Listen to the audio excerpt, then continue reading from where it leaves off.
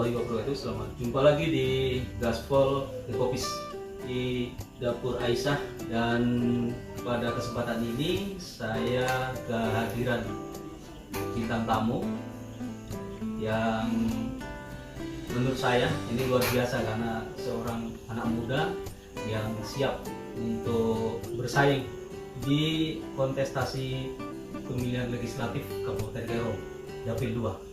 Langsung saja to the point, di hadapan saya beliau berkenalkan diri. Assalamualaikum Mas. Waalaikumsalam. Apa kabar? Baik. Iya Mas, periode tahun ini, tahun 2020 ya, ini saya pikir banyak sekali anak-anak muda yang ada hasrat untuk mengikuti kontestasi ya, atau persaingan di pileg pemilihan legislatif. Nah, tentu hal inilah yang tolong nanti disampaikan ya, masyarakat calon pemilih bisa melihat kompetensi dari calon-calon yang ada. Silakan diperkenalkan diri dulu. Oke, baik, terima kasih. Perkenalkan, nama saya Muhammad Muhsin. Saya adalah calon legislatif dari Partai Solidaritas Indonesia, Dapil 2, Distrik Arso dan Arso Barat. Baik, kalau saya sebagai anak muda, saya ini basicnya terkait politik karena saya kuliahnya ilmu pemerintahan di Fakultas Ilmu Sosial dan Ilmu Politik. Jadi saya terkhususnya anak-anak muda lebih senang ketika kita membahas terkait politik. Terus selanjutnya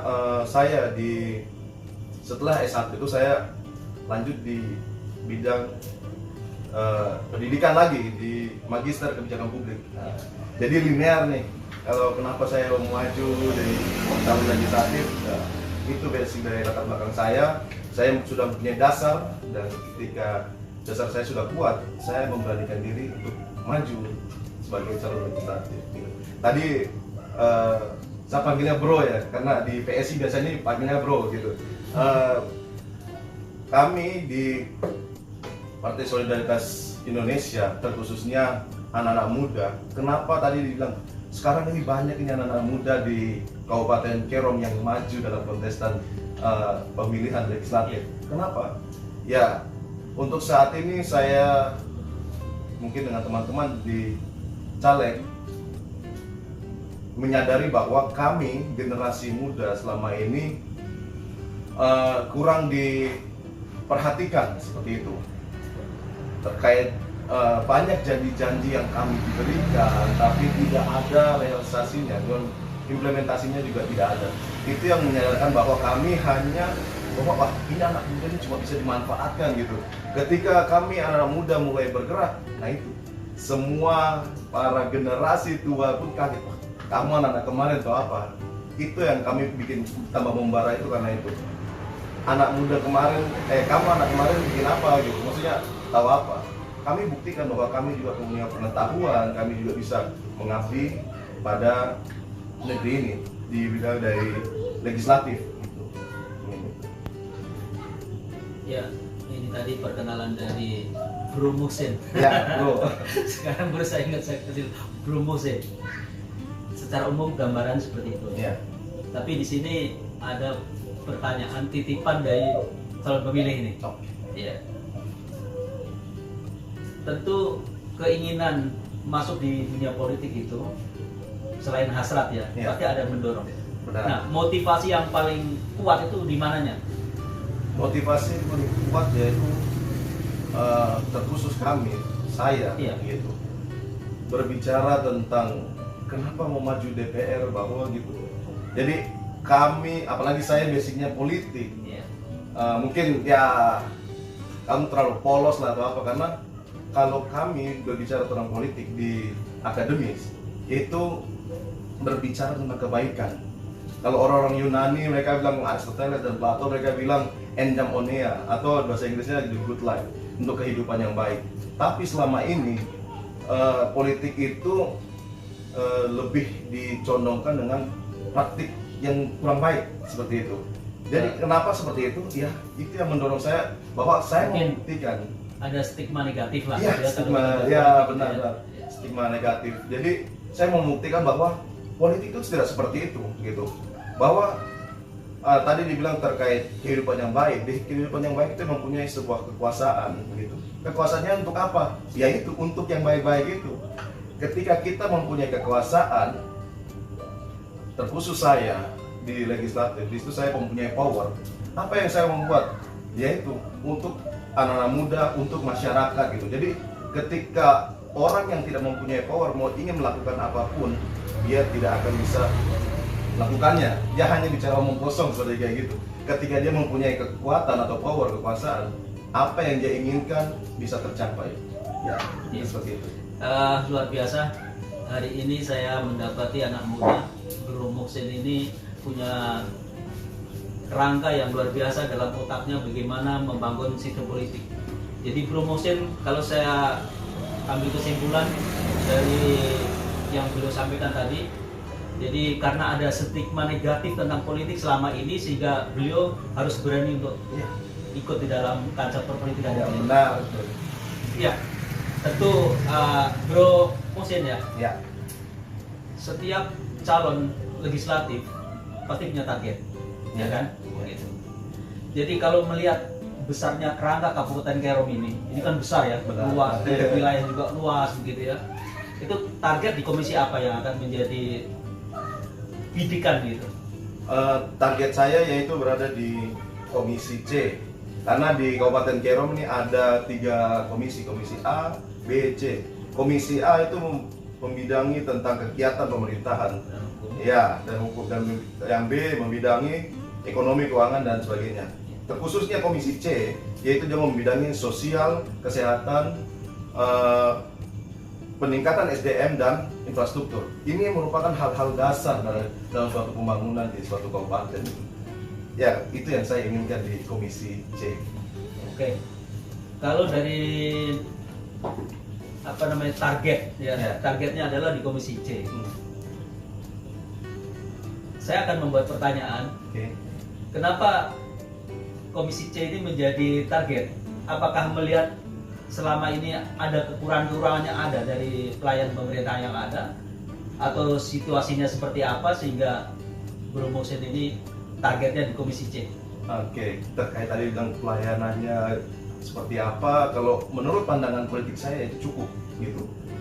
Kenapa saya ingin di komisi C? Yaitu ini selaras dengan program yang saya ingin lakukan ketika saya jadi Dewan Perwakilan Rakyat di Kabupaten Kerom. Yaitu ada 6 program saya. Yang pertama yaitu membuat suatu kebijakan dan mengawasi, mempercepat suatu pembangunan di Kabupaten Kerom berdasarkan asas kepentingan masyarakat gitu.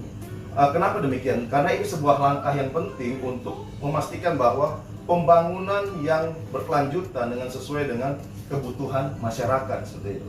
Yang kedua, membuat sebuah wadah yang dimana rakyat dapat menyampaikan aspirasinya dengan bebas dan sopan.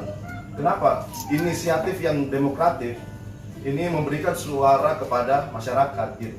Memastikan setiap aspirasi dengan tulus, tidak hanya tulus gitu. Kita tidak hanya mendengarkan saya, tapi ada prakteknya, ada implementasinya gitu.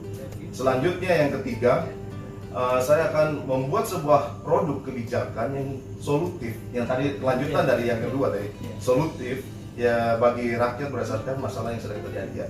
Selama ini kan banyak masalah yang terjadi terkait tadi ada bidang infrastruktur gitu. Selama ini di Kerom permasalahannya ya itu pasti jalan dari setiap periode seperti itu gitu. Jadi gimana ini apa masalahnya ya?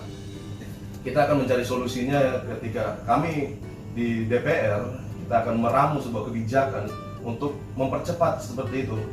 Terkait pembangunan, ya pembangunan itu kalau dibilang itu dari ada dan tidak, dari ada menjadi ada gitu. Tapi ini kan perubahan, jadi yang ada kita rubah dia menjadi lebih baik seperti itu. Selanjutnya tempat yaitu membuat sebuah kebijakan agar mendorong terwujudnya penyelenggaraan pemerintah yang transparan, bersih, dan akuntabel. Komitmen ini untuk menjaga integritas di pemerintahan dalam penyelenggaraan pemerintahan untuk di Kabupaten Kerom seperti itu. Yang kelima, lanjutnya penyetaraan gender. Percuma kita buat program bagus-bagus, tapi kebijakan tapi tidak merata. Tidak merata dalam arti dibilang di masyarakat tuh ada dua, ada perempuan dan laki-laki. Ya, jadi kalau kita membuat kebijakan harus bisa mengena pada untuk laki-laki maupun di perempuan. Jadi merata seperti itu. Kemudian ini terkhusus ini lebih untuk ke anak mudanya, yaitu saya akan membuat sebuah kebijakan sebuah di mana wadah untuk meningkatkan produktivitas anak-anak muda di Kabupaten Kerom. Ini tujuannya yaitu untuk mendukung generasi muda kita dalam mengembangkan potensi mereka, menciptakan peluang bagi mereka untuk berkelanjutan gitu. Jadi selama ini kan anak-anak muda berpikir tentang saya selesai SMA, kuliah, PNS gitu. Tujuannya itu tidak hanya itu saja. Banyak sekali usaha-usaha untuk mengembangkan diri mereka, yaitu di wirausaha seperti itu. Untuk saat ini yang lagi saya menggadangkan untuk anak-anak muda. Ini seperti itu, Pak. Iya. Jadi apa yang sudah dipaparkan Bro Muhsin ini harapan yang sangat luar biasa untuk masyarakat pada umumnya dan khususnya Kabupaten Kerom ya. Iya. Begini Mas Muhsin, dari gagasan-gagasan yang sudah saya dengar dari pemaparan tadi ini luar biasa. Dan tapi bro, ini bro, PSI ini adalah partai non kursi. Ya. Nah, menjadi beban nggak? Kalau menjadi beban, saya tidak menganggap itu jadi beban. Maka itu sebuah tantangan buat saya. Kami anak-anak muda suka tantangan. Nah, ini yang suka. Ini yang saya suka ini. Ini suka ini. Jadi pada seluruh masyarakat Kerom, ini Bro Muhsin punya gagasan yang luar biasa dan layak untuk kita pilih. Saya rasa begitu. Dan begini bro, Dapil 2 ini adalah, kalau istilah saya adalah grup neraka ini. Oke. Baik persaingan dari kualitas maupun kuantitas caleg yang ada, ini sangat luar biasa. Ada rasa khawatir nggak?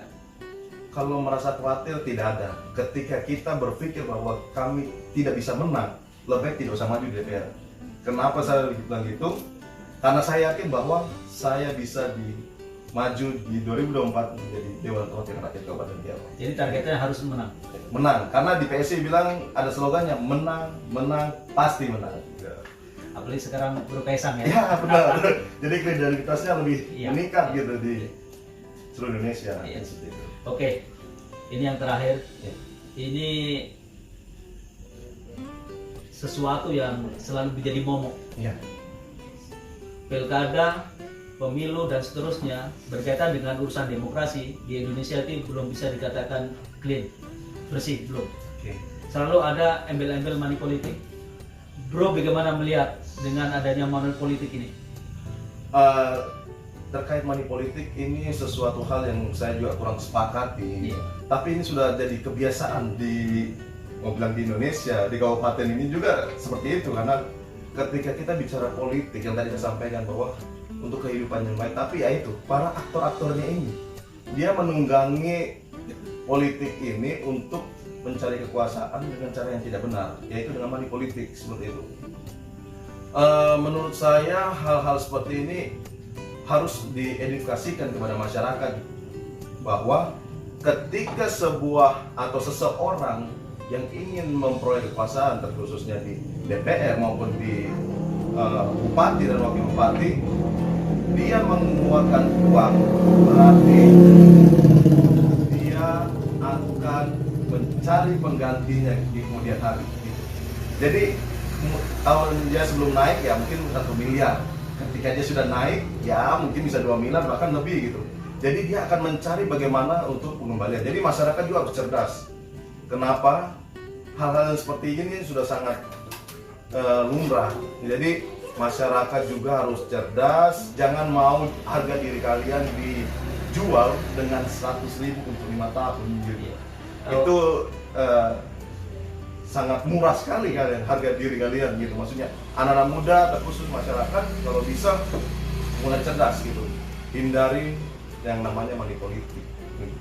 Oke bro, jadi dari pemaparan tadi saya rasa ini menjadi harapan bersama. Benar kalian. Ada nggak harapan khusus mengenai money politik ini?